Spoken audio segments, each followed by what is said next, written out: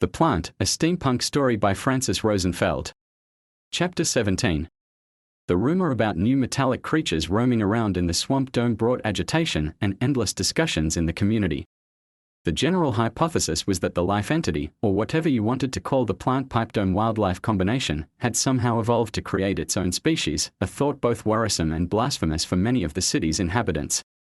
Richard's family members, who had never been anywhere near the swamp dome and who gathered all the information about the mechanical critters through hearsay, never connected the terrifying description of the crawling pan flutes to the innocent-looking weather vane their son had designed. They had been around for enough of Richard's contraptions to cease finding them scary-looking, especially after the two versions of Brenda. Besides, with the plant taking over the pipe manifold and all the consequences thereof, whatever Richard managed to build in his spare time didn't get the benefit of their full attention. On top of everything, Diane had had an argument with her boyfriend and the entire household was on call to bring her comfort foods and listen to her wildly swerving stories. Stacy had enrolled in a dancing class and was driving everybody crazy with the constant tapping, which went up the stairwell like through a resonating chamber, to find its way straight into Richard's room, amplified. Little Teddy was finally exiting his terrible tours, to the relief, albeit unspoken, of the entire family. Carol wouldn't have anybody say a single bad word about the little boy, who, as she often liked to mention, didn't know any better. So, there they were, in the middle of the daily family drama, discussing the tiny invaders, who were a lot more worrisome to the city folk than the plant because they had no roots, while the family dog ran around, completely out of control, spilling his bowl of food and overturning furniture in his wake. Wouldn't you know it? They never found out how the plant spread to the hot springs area to begin with, Carol commented as she sliced the pound cake, distributing it evenly between the dessert plates. I know nothing good could come out of that place is completely forsaken. I guess we are lucky it evolved those ridiculous-looking crawling creatures and not something really dangerous. You don't know that. You don't know they are not dangerous. Tom said.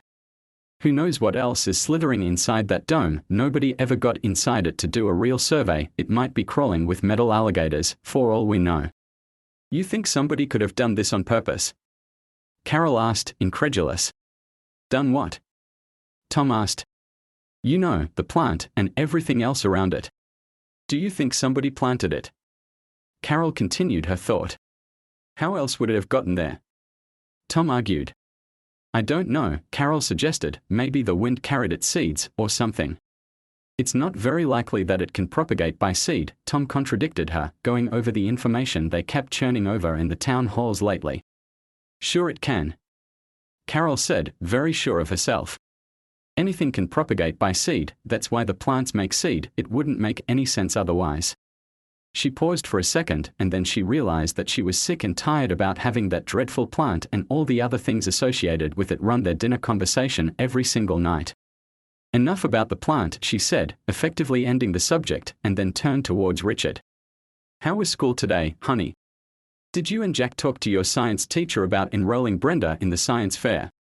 Not yet, Mom. The teacher is still trying to decide which science fair would be most appropriate, Richard replied, with his mouth full, determined to linger on this precarious subject as little as possible. I haven't seen Jack lately, not since he came to ask us if you could help him with that wildlife restoration project.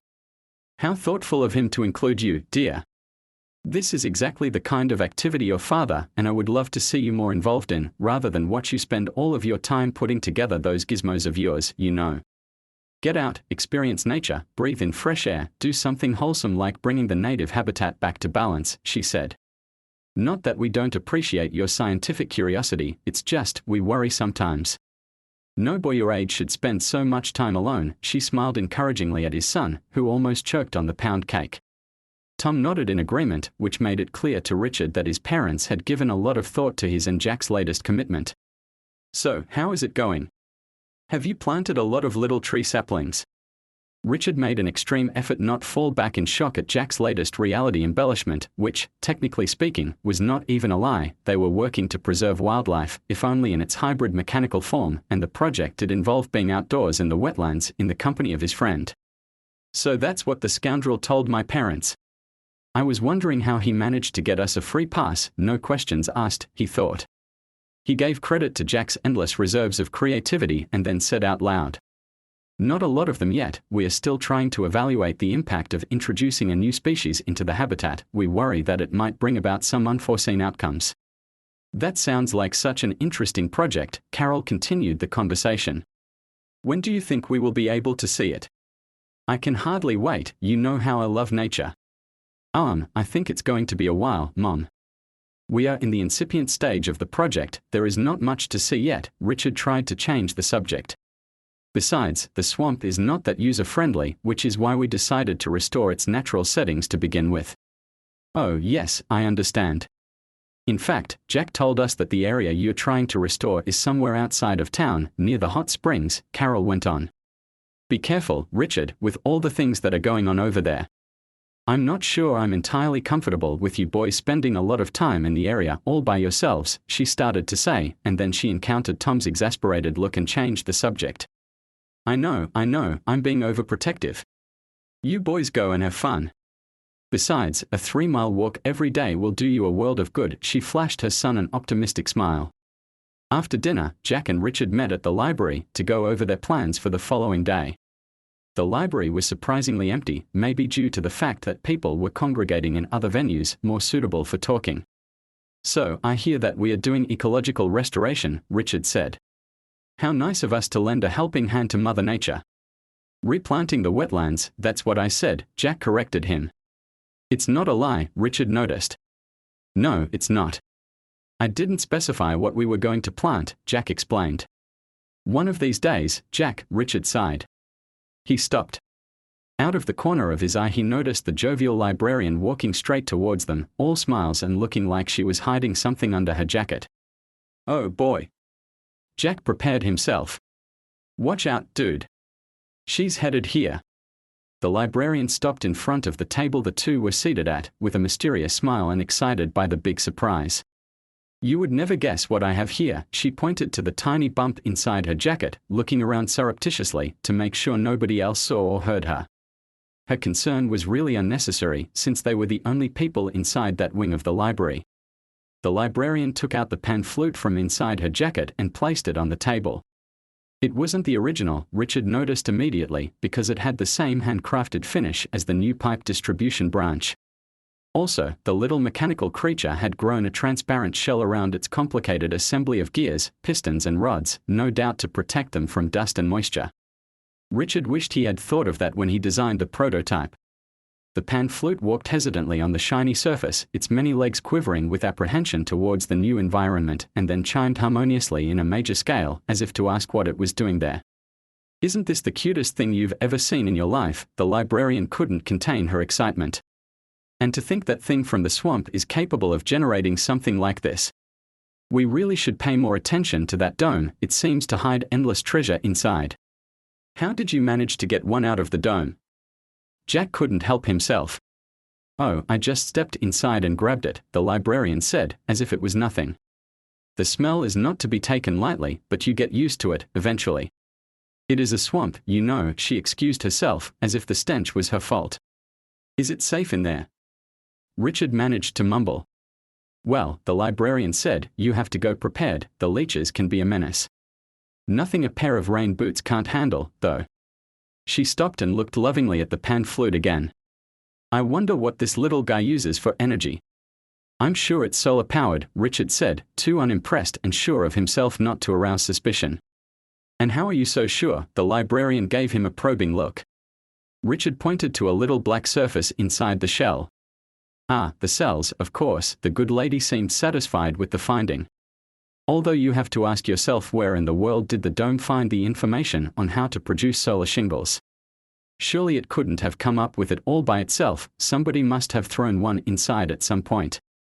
Richard and Jack looked at each other, not knowing how to extricate themselves from this discussion, which had all the perilous unpredictability of an avalanche. The librarian was just getting ready to go back to her tasks, to Jack's great relief, when Richard rekindled the conversation, managing to aggravate his friend. So, what are you doing with it? The boy asked, unperturbed by the fact that he was reopening the Pandora's box his friend had tried so hard to close. I'm not sure. It doesn't seem to do much, it just chimes and moves around, but it's very entertaining. It makes for a great pet. If I want it to go to sleep, I just cover it with a blanket. You should see it roam around under it for a little bit, before settling down. It drives the cats crazy, the librarian was excited to share. Doesn't the chiming bother you? Richard continued the questioning, despite the fact that Jack's very sharp elbows were already poking a hole in his ribs. No, I got used to it. Actually, I'm trying to teach it to sing. Watch this, she said, and started whistling a little jingle. The pan flute responded in a somewhat guttural tone, a little flat. I can't get enough of it, the librarian exclaimed, eyes glowing with excitement. Does it? Richard was preparing an entire selection of questions when he was interrupted by Jack, who had completely lost his patience with this blunder wagon waiting to overturn. Sorry to interrupt, Jack said, putting sufficient urgency in his request to make it believable. Richard, did you forget our science club starts in 10 minutes? We barely have enough time to make it there, that is if we're running. Richard tried to dodge his friend's diversion, but the latter grabbed his arm and his backpack and pushed him towards the door, walking backwards and excusing himself to the librarian. I wish we could stay, that little guy is so great, maybe some other time, he said, dragging Richard out the door despite sustained resistance from the latter. Have you lost it completely? Jack scolded his friend as soon as they were out of earshot. Were you planning to show her the blueprints and the operation manual next? Do you know how hard I have to work to keep us out of trouble? What do you think she was going to do, present you with a medal? You act like a baby, dude. Did you hear she went inside the dome? Richard replied, completely ignoring his friend's misgivings. You mean the putrid stinking swamp? Environmental remediation indeed. Jack mumbled under his breath. Don't knock what you don't understand, you're not a frog. Richard tried to present to him the benefits of swamp living as seen through the eyes of an amphibian species. Yet. Jack replied, exasperated. I often worry that your next project will turn me into one. I don't have the necessary capabilities, Richard teased. Well, at least now we know why the dome is protecting the pan flutes. If the librarian found them endearing, the plant probably did too, on an instinctive, primal level. You should have brought it to Brenda, Jack said. Brenda is not endearing, she looks like the thing that eats you at the end of a horror movie, only smaller. Richard wanted to protest the offense against his dear jellyfish, but Jack waved his hand with annoyance before giving him a chance to reply. We are late again, dude. My persuasive abilities can only stretch so far. Who's going to believe we are planting tree saplings at this time of day? Jack pointed out that it was already too dark for horticultural pursuits. You'll think of something, Richard said, confident in his friend's coaxing abilities. So, what now? Do we wait for the pan flutes to multiply and take over the world? Jack asked, as he was preparing to head towards his home.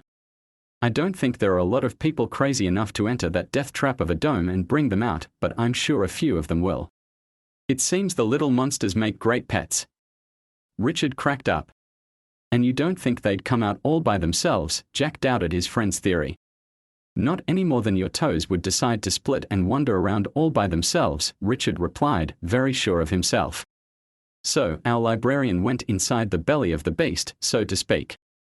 Visiting the entrails of a living entity, Jack couldn't help retch. Don't you think we should tell her, dude? He asked pitifully, his face all scrunched up at the thought of walking through products of digestion. Who's the baby now? Richard retorted. Besides, I think the putrid smell was reasonably self-explanatory.